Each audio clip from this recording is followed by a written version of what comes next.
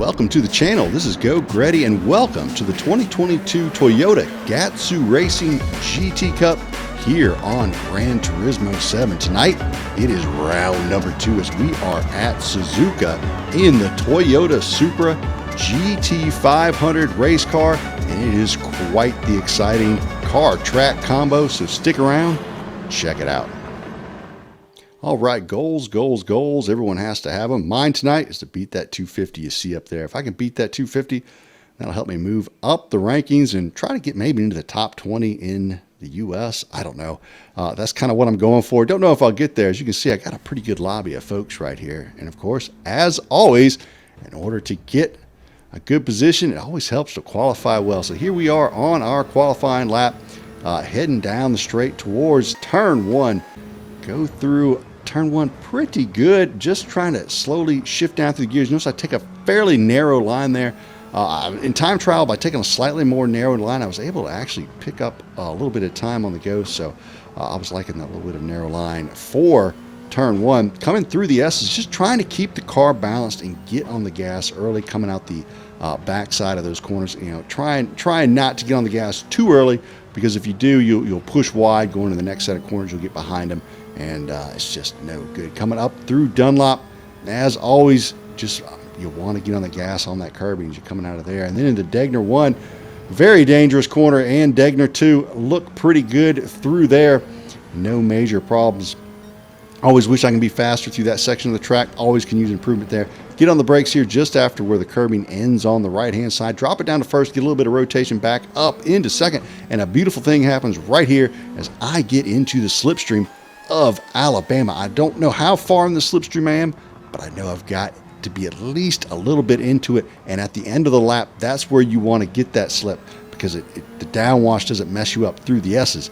But it is beautiful as you come down the back straight here, heading towards 130R. Just a little bit of lift that you're going to need going into 130R. I was trying to lift right here before the 50 board and then turn it in, hold about 149 through there. Pretty darn good. I was really happy with that. Get on the brakes before the 100 board, drop it down in a second, get that rotation. Little late on my turn in, and that kind of messed up my exit there a little bit. As you see Alabama getting a little squirrely coming out the back end, but back into a slipstream coming through here, heading down the final stretch, crossed the line with a 159.753. I was pretty happy with that. Not too bad. I mean, I can do better, but you know what? Under the pressure of qualifying settings, that puts me in Q4. I will take it. Let's get to the start of the race and see how I can do from this pretty good qualifying position here in 4th. So we get the 3, 2, 1, and we launch it. Traction control on 1 first gear, slam it up into 2nd, drop the traction control off, and I'm going to try and slide in here behind Coyle as we go into turn 1. This is a lift corner, just a light amount of braking, and Coyle really gets on the brakes there as Hitman goes around the outside. Then I get hit from behind and get bumped on from the inside by Andrew Racing, which causes me to force Hovercraft off track. And then Tennis Stealing comes down the inside. Andrew Racing with a 4-second penalty. Don't know if it was quite deserving of a 4-second penalty there, as really was a lot of pinball effect there from Coyle. And I don't know if he got on the brakes a little too hard, or if maybe it was a little bit of lag spike. Not really sure. As you can see, we've all got 3 yellow bars here, so no telling. But that drops me back 3 spots to start the race. I've got my work cut out for me again, getting through Degner 1. You can see Tennis Stealing getting loose through there. And, oh goodness, I grab a Gretty pass as Coyle loses it coming out of the first Degner, I guess it was. It didn't quite make it through the second Degner. Into the hairpin, come out the other side, and you got Andrew and Tennis Stealing side by side heading down the back straight. Tennis Stealing is going to slip in right behind him here as the corners tighten up as we go on towards Spoon. Always interesting going into Spoon right behind somebody. You can tend to break a hair late.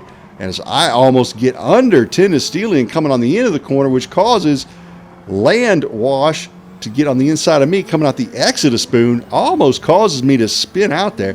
Luckily able to hold it together as we come out the other side. I think land wash may have backed off a little bit. Andrew Racing serves his penalty. We go on by, pick up one of the positions we lost, so now we are back into 5th, and I'm looking at my position right there in front of me, which is where I started in 4th, so all is not lost, and we are only 3.9 seconds away from the leader, who is R. Ortiz. And we'll see if we can't put in some good laps and hopefully make up some more positions and land us back on the podium. So fast forward here onto lap number 5. Trying to put some pressure on Tennis Stealing. As you can see, he's getting a little squirrely there, going down through turn 1. I make up a big chunk of time on him right there. Now within 3/10 of him. Boy, I can tell you what, I can feel it right here in the S's with the slightly worn tires and a little bit of the downwash, or the dirty air that I'm getting. And just trying to get right on that back bumper, but yet get on the gas early enough to be able to stay on him. Do well through Dunlop in the dirty air. Now on to the Dagners, my least 2 favorite corners on this track. But I do all right here. Get on the brakes, touch the curb there.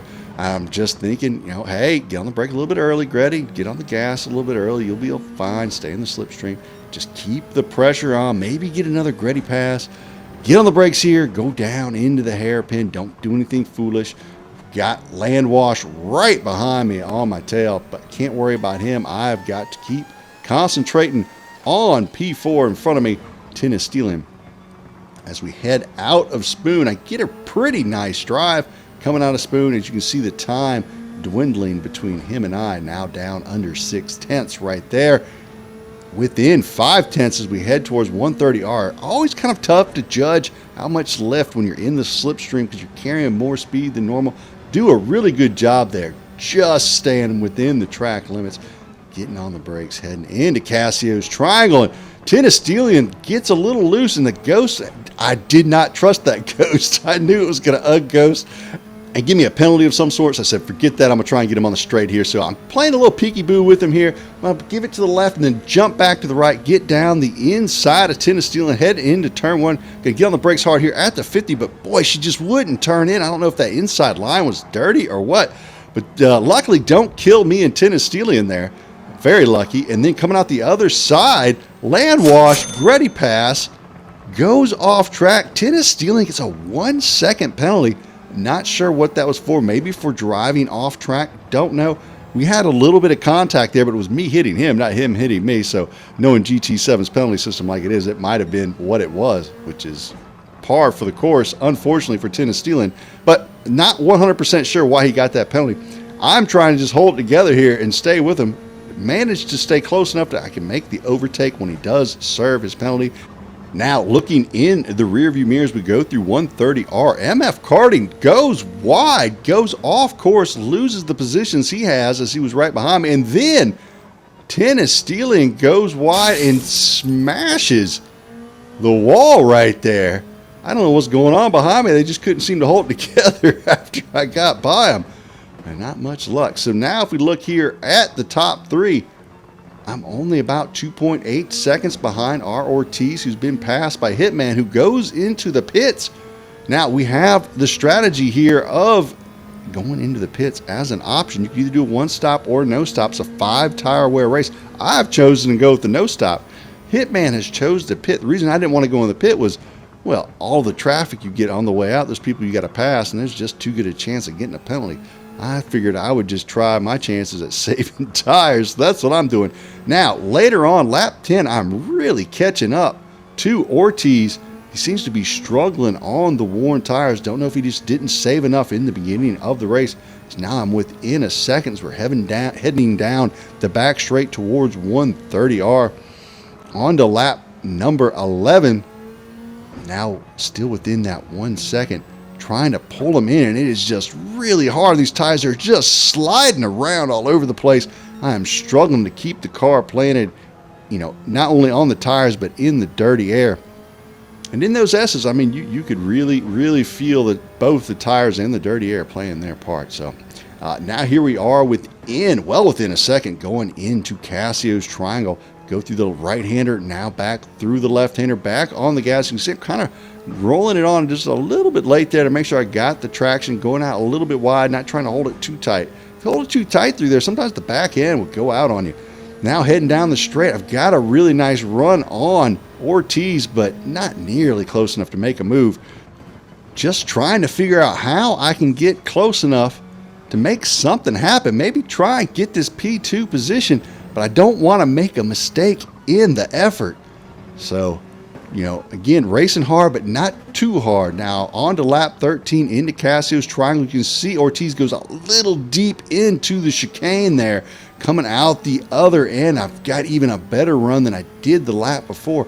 Well within 5/10. See, moving over to the right, thinking about defending turn 1.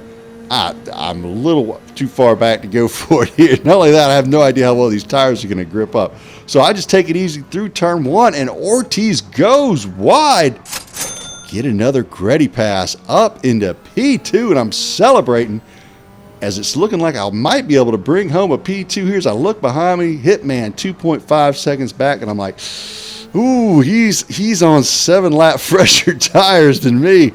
And I know that I can run about a 201, 202 on, you know, pretty fresh mediums.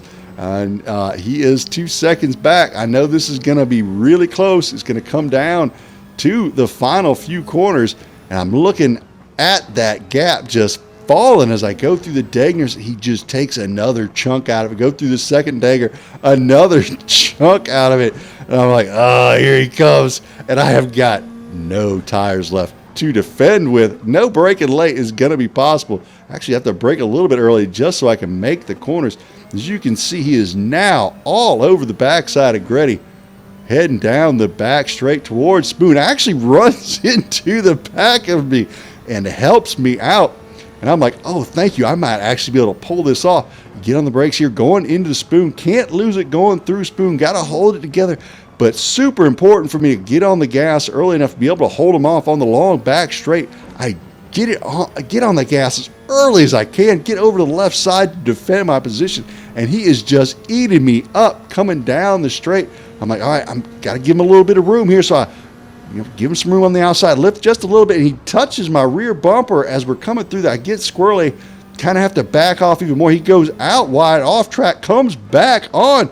I'm going to have to complain to the F1 stewards about that move. He makes the pass on the outside of the track limits. But still pretty good racing there by Hitman as he was bravely going for it around the outside. I get squirrely through the exit of the chicane.